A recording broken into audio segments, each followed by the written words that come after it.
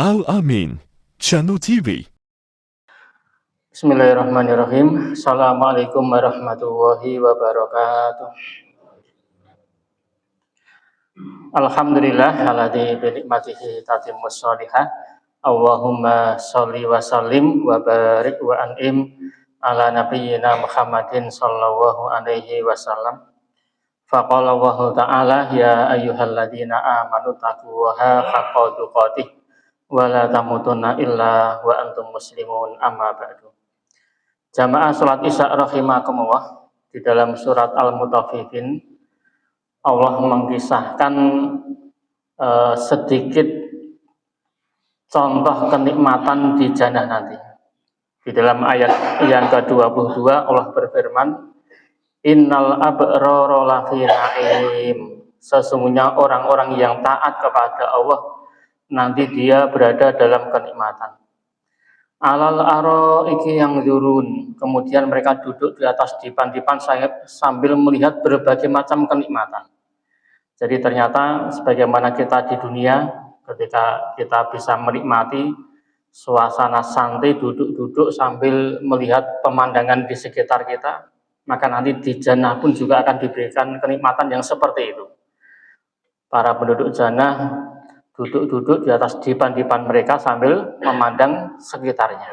Tentunya dengan kenikmatan yang jauh lebih indah daripada di dunia. Ta'rifu fi wujuhihim nadratan na'im.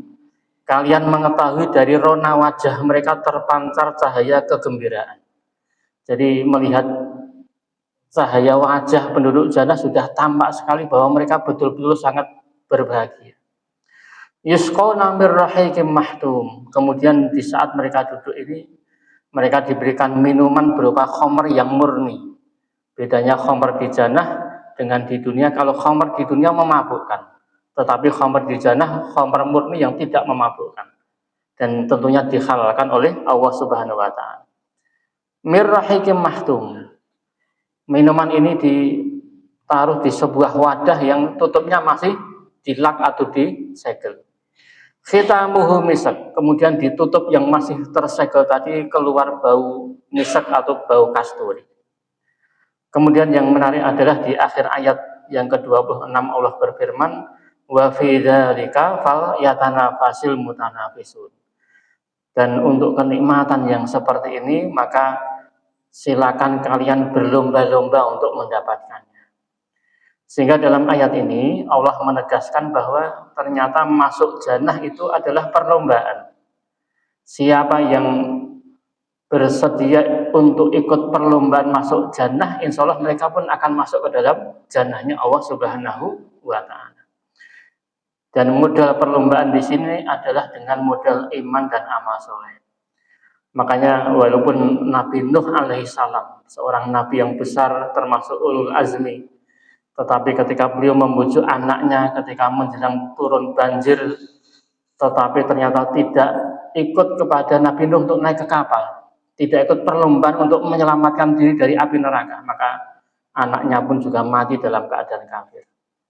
Rasulullah sendiri ketika beliau menjenguk paman beliau Abu Thalib menjelang meninggal, kemudian diminta untuk bersyahadat, padahal sebentar lagi sudah mau ajal. Ternyata Abu Thalib juga tidak bersedia. Itu sama saja tidak bersedia untuk mengikuti perlombaan masuk ke dalam jannah. Makanya dalam ayat-ayat yang lain ketika Allah memerintahkan kita untuk mendapatkan jannah, memang sifatnya adalah perlombaan dan bersegera. Dalam dua ayat, misalnya dalam surat Al-Baqarah ayat 148 dan surat Al-Maidah ayat 40. Surat Al-Baqarah ayat 148 dan surat Al-Maidah ayat 48, Allah memberikan sebuah kalimat yaitu dengan ungkapan fastabiqul khairat. Fastabiqul, maka silakan kalian berlomba-lomba. Maka berlomba-lombalah kalian al khairat, dalam berbagai macam kebaikan. Jadi perintahnya bukan hanya sekedar fa'malul khairat, bukan sekedar maka kerjakan kebaikan, tetapi lebih dari itu fastabiqul khairat. Maka berlomba-lombalah untuk melakukan berbagai macam kebaikan. Kemudian juga di ayat yang lain misalnya surat Ali Imran ayat yang ke-133, Allah berfirman, wasari'u ila maghfiratin mir rabbikum wa jannatin arduhas samawati wal ardu uiddat lil muttaqin. Dan bersegeralah kalian untuk menuju ampunan Allah, untuk menuju ampunan dari Rabb kalian, dan menuju surga yang luasnya seluas langit dan bumi. Uiddat lil muttaqin, yang sudah disediakan bagi orang-orang yang bertakwa. Jadi di ayat ini Allah memakai satu kalimat wasari'u, dan bersegeralah kalian. Sehingga dari berbagai macam ayat ini, baik dari surat Ali Imran, Al-Baqarah, Al-Maidah, termasuk dari surat Al-Mutaffifin tadi, kesimpulannya adalah bahwa masuk jannah ini sifatnya adalah bersegera dan saling berlomba-lomba. Hanya saja perlombaan menuju jannah ini punya 3 ciri khas yang berbeda dengan perlombaan di dunia. Ciri khas yang pertama, perlombaan menuju jannah itu adalah bahwa lawan utama kita ketika ikut perlombaan ini, lawan utama kita adalah diri kita sendiri, bukan orang lain. Karena ikut perlombaan masuk jannah itu dengan menggunakan amal soleh, maka siapapun yang mau beramal soleh, insya Allah dia akan masuk ke dalam jannah. Maka lawan utamanya sebetulnya adalah diri kita sendiri, melawan rasa malas, melawan hawa nafsu, ya. Sehingga tidak mungkin ada orang lain bisa mengganggu jalan kita masuk ke dalam jannah. Asal kita mau bersemangat, berlomba-lomba. Bahkan Rasul mengatakan, kullu ummati yadkhulunal jannah. Setiap umat itu mereka masuk jannah semuanya. Illa man aba, kecuali orang yang tidak mau saja. Jadi ternyata sebetulnya pada dasarnya setiap umat Nabi Muhammad ini masuk ke dalam jannah.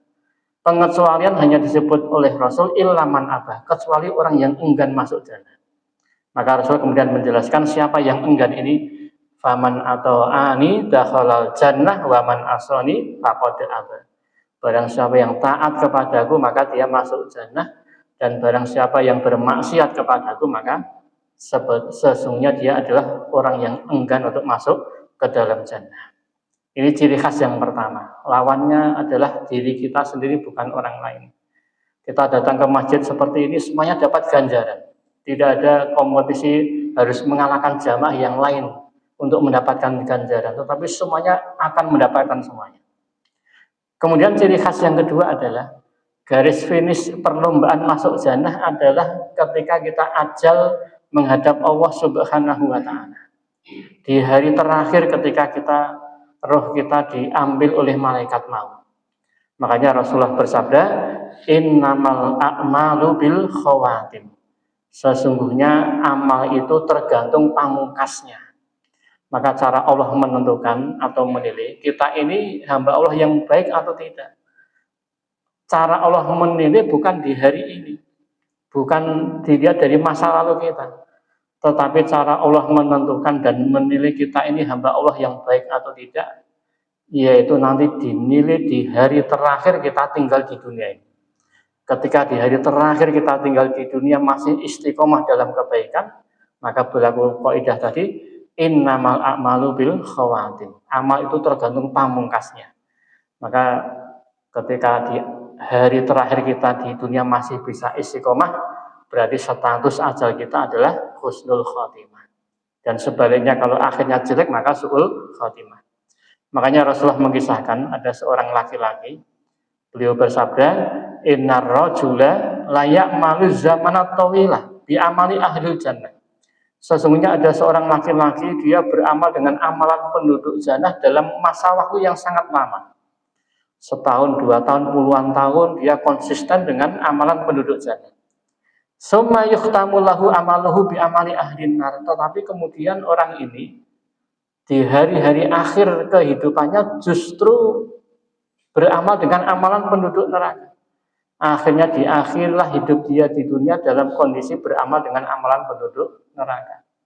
Sebaliknya beliau mengatakan wa innar rajula la ya'malu zamanat tawila bi amali ahlin nar. Ada orang laki-laki beramal dengan amalan penduduk neraka dalam jangka waktu yang lama, bermaksiat terus. Summa yuhtamu lahu amaluhu bi amali ahlil jannah. Tetapi kemudian ternyata di hari-hari akhir dia bertobat, malah justru mengakhiri hidup dengan kondisi husnul khotimah. Apa rahasianya? Rahasianya adalah Rasul mengatakan dalam hadis yang lain bahwa ternyata orang yang beramal dengan amalan penduduk jannah tadi fima yabdulin nas, hanya sekedar persangkaan manusia saja. Berarti dia beramal soleh tadi hanya secara zahirnya saja. Adapun batinnya rusak. Mungkin niatnya rusak, kemudian keikhlasannya rusak, kemudian tawaduknya rusak, sehingga penuh dengan hasad, sombong, riak, dan sum'ah, dan sebagainya.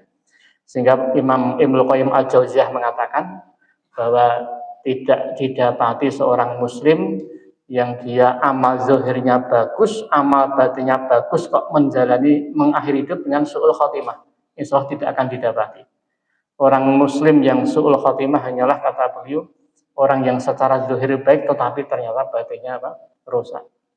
Maka ini yang kedua, bahwa garis finish mengikuti perlombaan masuk jannah adalah nanti di hari terakhir, di mana status kita nanti mudah-mudahan dalam kondisi husnul khotimah. Kemudian ciri khas perlombaan menuju jannah yang ketiga adalah banyak jalur kemenangan. Allah menyediakan banyak sekali jalur-jalur sehingga setiap orang bisa memanfaatkan masing-masing jalur tadi. Dan jalur-jalur tadi maksudnya adalah peluang amal soleh yang banyak. Makanya Rasulullah bersabda, fil jannati samaniyatu abwabin. Di surga nanti ada 8 buah pintu. Sehingga apa hikmahnya kok jannah tidak hanya dibuat 1 pintu saja? Kenapa harus dibuat 8 pintu? Para ulama menjelaskan karena masing-masing dari 8 pintu ini punya nama amal soleh masing-masing. Sehingga orang yang punya kelebihan dalam amal soleh tertentu dia bisa maksimalkan dengan harapan nanti dia dipanggil lewat pintu jannah sesuai dengan amal andalannya. Makanya Rasul mengatakan, faman kana min ahli sholah du'iya min babi sholah. Barang siapa yang ahli sholat, rajin sholat wajib dan sholat sunnah, dia nanti dipanggil lewat pintu sholat. Wa man kana min ahli jihad du'iya min babil jihad. Barang siapa yang ahli jihad dipanggil lewat pintu jihad. Wa man kana min ahli sodaqoh du'iya min babi sodaqoh. Barang siapa yang ahli sodaqoh dipanggil lewat pintu sodaqoh. Wa man kana min ahli siyam du'iya min babi royan. Orang yang ahli siam akan dipanggil lewat pintu siam atau pintu royan. Ini artinya bahwa setiap orang diberikan kelebihan amal soleh masing-masing. Berbeda antara satu orang dengan orang yang lain, maka tinggal kita memaksimalkan. Bahkan para ulama menjelaskan 8 pintu ini adalah 8 pintu utama. Masih ada pintu-pintu yang lain, sejumlah amal soleh yang ada di dalam syariat kita. Makanya nanti ada seorang yang beramal dengan amalan yang sangat sederhana. Bahkan Rasul mengatakan ini amal yang paling remeh, tetapi termasuk bagian dari amal soleh, yaitu imatatul adza anit thariq. Ketika Rasul menyebutkan bahwa amal iman yang berupa amal ada 70 cabang lebih, cabang yang terendah itu adalah menyingkirkan dari jalanan atau menyingkirkan duri dari jalanan yang mengganggu orang lewat. Itu amal yang paling rendah dalam syariat kita. Tetapi dalam hadis riwayat Imam Muslim, Rasul mengatakan, marra rajulun bi husni sajaratin ala dhuhri tariqin. Suatu ketika ada seorang laki-laki yang melewati sebuah jalan, kemudian mendapati dahan pohon itu melintang sehingga mengganggu orang yang lewat. Faqala, maka orang tadi mengatakan, wallahi la unkhiyana hadza anil muslimina la yu'dhihim. Demi Allah saya akan menyingkirkan dahan ini agar tidak ada orang muslim yang terganggu ketika melewati jalan ini. Sehingga orang ini menyingkirkan dahan gara-gara amal soleh yang sederhana ini. Rasul mengatakan fa'udkhilal jannah, maka orang ini pun dimasukkan ke dalam jannah gara-gara menyingkirkan dahan dari jalanan. Hadis sahih riwayat Imam Muslim. Ini artinya bahwa setiap amal soleh yang kita kerjakan memperbesar peluang kita masuk ke dalam jannah. Semakin banyak ragamnya amal soleh yang kita kerjakan, berarti semakin banyak pintu-pintu jannah yang bisa kita masuk. Maka ini 3 ciri khas yang dimudahkan oleh Allah Ta'ala. Yang pertama bahwa namanya perlombaan ini musuhnya adalah kita sendiri. Maka yang terpenting kita paksakan diri kita untuk beramal soleh, mudah-mudahan nanti setelah itu bisa ringan kita kerjakan. Yang kedua, bahwa perlombaan masuk jannah garis finishnya adalah nanti di hari terakhir.